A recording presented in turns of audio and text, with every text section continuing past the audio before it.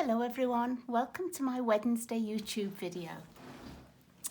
Today I'm going to make another alternative for the Paper Pumpkin October set, which is the Peaceful Christmas. You've probably seen me making a lot of things from this already, and I absolutely love this kit. It has to be one of my favourite paper pumpkins ever. I actually have already used a full box and made one set of, well, more than one set of cards really, and I'm on my second box already. Today I'm going to make a shaker card, and let me just show you. It's a really simple card, and it's one that I learned, I think it was at Onstage Virtual last year for Stampin' Up, and I learned how to make these really easy shaker cards. You don't have to mess about with having a layer of foam tape and then acetate and making sure everything's contained for your sequins. It's a really quick and simple way to make them. And this I made with the Peaceful Place DSP, which actually matches the paper pumpkin this month. And this was some of the free celebration paper. And this we made at one of my classes, and we also made a birthday card as well. So you can make them for any occasion, and they are so fast. And for today, I'm not going to do any stamping at all. I'm still going to make the shaker card, but no stamping. So what I've chosen to use is this card. So I'm using most of the basics from this card, but I'm not doing the stamping that goes behind the trees or anything. If you want to, you can, but I'm just going to leave it plain and simple. So I've got most of the pieces out that I know I need. I just need to cut them down a little bit. So I've got one of the shaded spruce card bases. I'm just going to fold it in half. And you can run down it with your bone folder. I just happen to have a stamp block in my hand, so that's what I'm going to use. I need some white card to go over the top. I should have got that ready. I'll just cut a piece quickly. So I just need a piece that's 4 inches by 5 1/4. So let's just pop this on the trimmer. 4, we don't need that piece, by 5 1/4. And then while I've got the trimmer out, I'm going to cut my little piece of backing layer for the card. Like I've got here for the Designer Series papers, I'm going to cut my little piece, and I'm using this, which is the front piece of the original card, and you just pop it out. Now you can see that when you do pop these out, you get like these little tiny white pieces showing. You can simply get either an ink pad and a blender pen or a paintbrush, or your blends, or your just blender pens or your Stampin' Up markers, just colour over them. Or if you've got a really steady hand, you can cut them off. But it doesn't actually matter for this card, but I know a couple of people have said, oh, I don't like these little bits that stick out. So we're going to cut this down, and we're going to cut it across the top at 3 3/4 and down at 4 3/8. Now this actually does measure 3 3/4, so that way we don't have to cut it. But the 4 3/8, we just need to take a teeny weeny bit off. So you end up with a little piece cut off like this. You could use that as a layer on one of your other cards behind a sentiment or something. And then the secret to this card are these. They're the clear medium envelopes from the catalogue, and they're with the white and the very vanilla envelopes. And not a lot of people actually notice these in the catalogue. You can mail a card in them. I've mailed lots of cards in them. They tend to be hand franked though, so you might find that they take a day or two longer because they don't go through the machine and have the like the franking on that, you know, where it says the date and everything. They tend to just score them out by hand, so it might take a couple of days longer, but there's certainly, in Canada anyway, we can use them as ordinary envelopes. But today we're going to use it for our shaker part. And so this is our little piece that's going to be our focal piece, and it actually slides in to this envelope. But I'm going to decorate it first, and I'm going to get out the little vellum trees that go with this card normally. So you just need to carefully poke these out.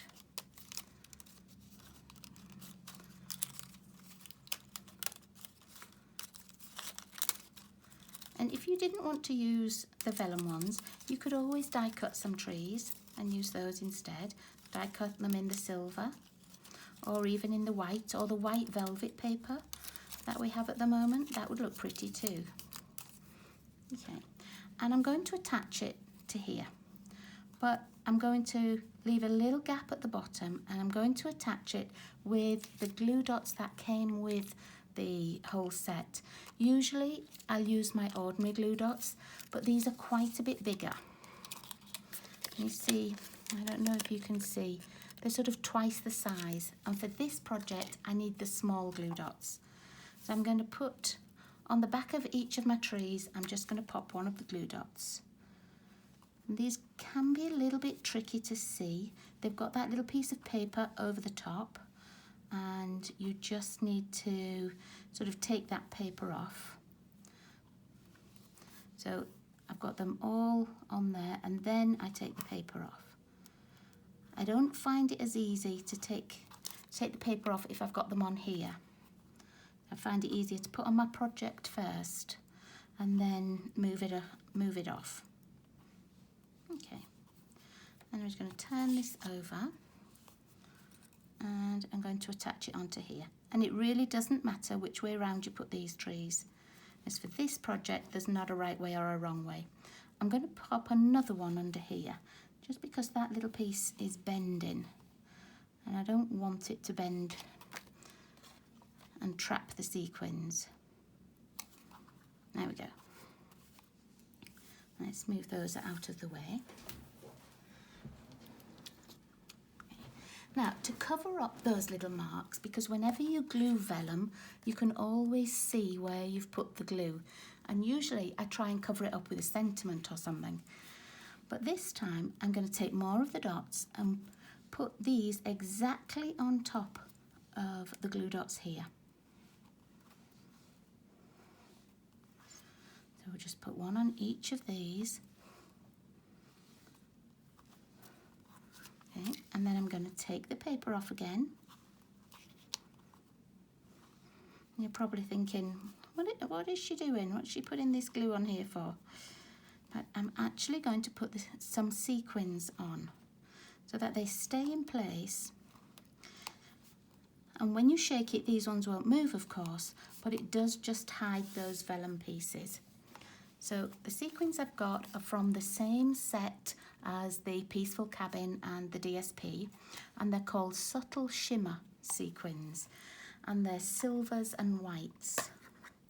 There's different sizes. I haven't actually got many left, but you can see there's different sizes, and some of them are pearlized, some are silver, some are white. And I'm going to choose the bigger ones. I'm going to use the other end. Oh, let's take a bit of that off. There's a bit much on there. The other end of my Take Your Pick tool, and I'm picking the bigger ones. And I'm just going to pop one on each of those little glue dots. Nobody will notice them, and that way you don't see how I've glued the vellum down.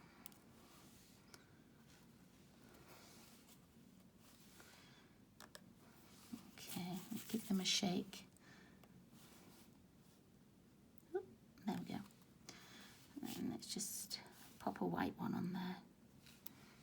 Okay, so they will just shine and look like it's part of the shaker part.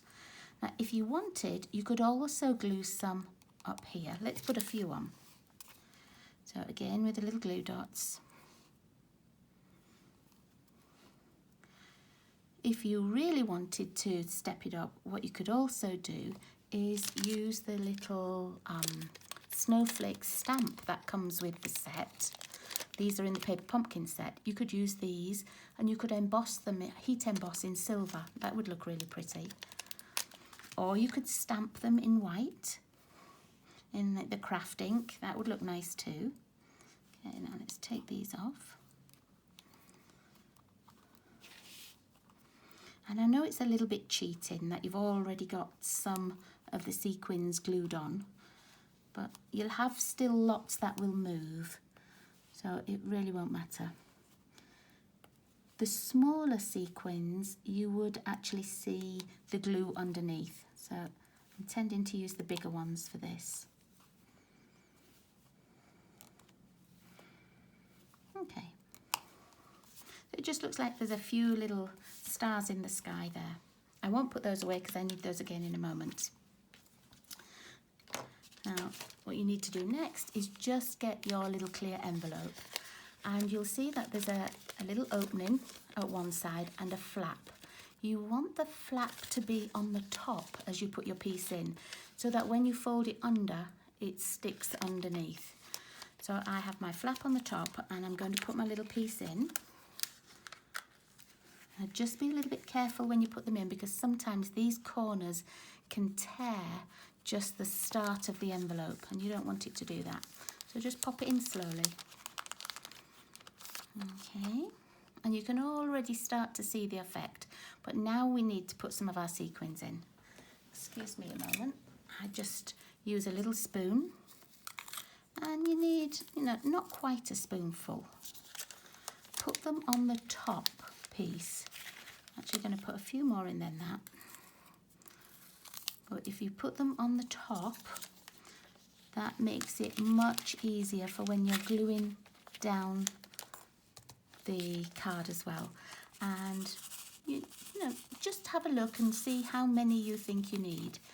If you find that you're getting some on the back here, I tend to poke those out. I put my little tick-pick tool in because I want this to glue down flat, and I find if you've got some sequins on the back, then it won't glue flat. Okay, so I'm just taking those out. I don't want to have those ones in. Right, now I've got my tear and tape, and what I'm going to do, I'm turning over my little shaker element. I'm taking the little piece of polythene off the adhesive strip, and then I'm just going to simply fold it over. Don't make it too tight here so that the paper bends. Just, you'll feel when it's just folded in half. Okay, and then stick that down. And then either with your bone folder, or again, I've still got this little stamping block here, just run over the edge so that it's sort of creased a little bit, and it'll lay just a little bit flatter. And you can see that this lays pretty flat anyway. Okay, so, and that will give us our little shaker element. So let's go back to the base. If you wanted to do some stamping, you could use the little trees that are in here. You could do a whole little scene of trees and snowflakes. You could add another little sentiment inside. So this, oh, where's my white piece? Here it is. This little white piece is going to go on first. And I'm just going to use my stamping seal to pop that down. It doesn't need a really strong glue, but you could use liquid glue or even your tear and tape if you wanted. And you've just got a little border all the way around. Just a nice little even border. And then on the back of here, this is going to go up near the top and give you that little border all the way around again. But on the back, I'm going to use my tear and tape. It's better to use something like this rather than a wet glue, because the wet glue, I find it doesn't dry on these envelopes. It stays a bit tacky, and in some places it hasn't stuck down, and it's a bit like a post-it note, where you can feel that tacky part, but it isn't gluing down fully. So I just tend to use this. Oh, I'm just going to fold that little piece back because I had a bit much there.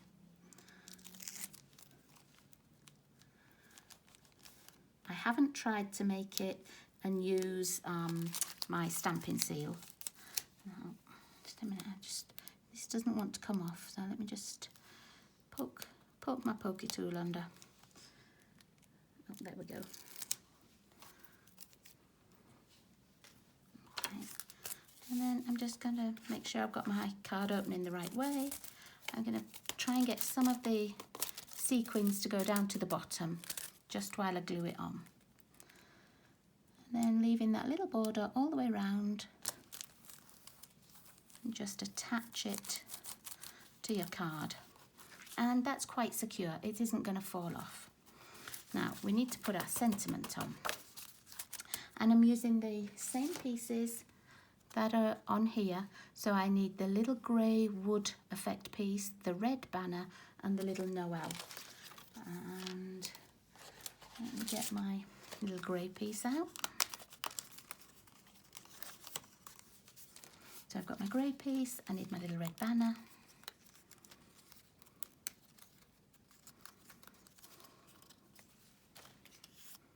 Now it says in the box that this is real red and the twine's real red, but I find that this is just a little bit darker than some of my real red. So I've married it up on some of my cards with cherry cobbler. So if you don't have real red, cherry cobbler is quite nice too. Okay, so see how we've got the grey, then the red, then the Noel. I'm going to pop those here, but I'm actually going to put it on dimensionals just because this piece of the card isn't flat. And I think if I pop it on dimensionals instead, not only will it look pretty, but it won't be sort of bent to one side. So I'll find some dimensionals. And I'm going to pop 3 on. Let's take these backings off.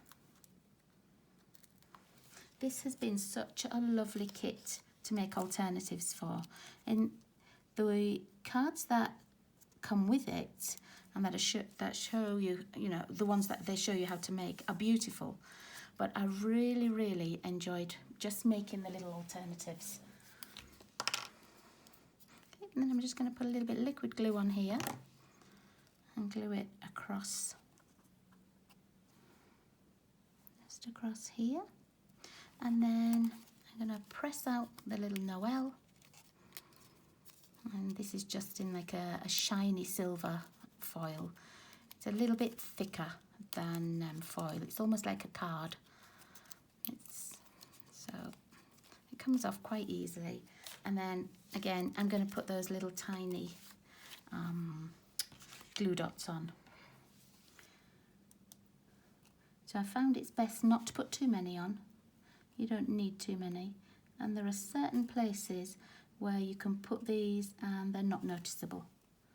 But I found that I need 2 on the end just to keep it stuck down. Let's take these backings off. Oops. If you've been making alternatives and things for this little paper pumpkin set, post a photo, show us all what you've been making. I think there's so many gorgeous cards out there that people have made. Okay, I might just pop this on an angle as well. There we go. Just on a little bit of an angle. I'm going to pop the lid on my glue.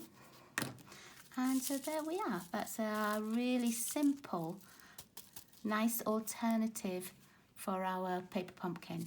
So I hope you'll give that one a go.